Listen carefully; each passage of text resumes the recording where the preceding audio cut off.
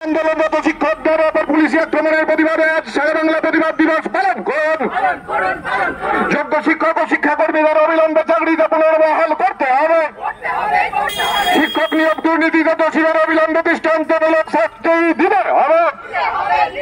পরিকল্পিতভাবে সরকারি শিক্ষা ব্যবস্থাকে ধ্বংস করা চলবে না। শিক্ষার বেসরকারীকরণ করা চলবে না। ইনকলাব জিন্দাবাদ, রেসিডেন্সিয়াল কমিউনিস্ট জিন্দাবাদ।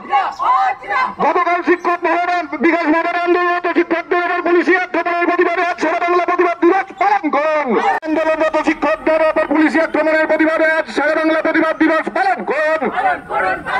যোগ্য শিক্ষক ও শিক্ষাকর্মীদের অবিলম্বে চাকরিতে পুনর্বহাল করতে হবে।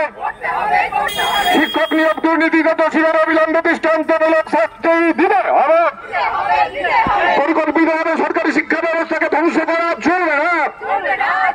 শিক্ষার বেসরকারীকরণ করা চলবে না। ইনকলাব জিন্দাবাদ, রেসিডেন্সিয়াল কমিউনিস্ট জিন্দাবাদ।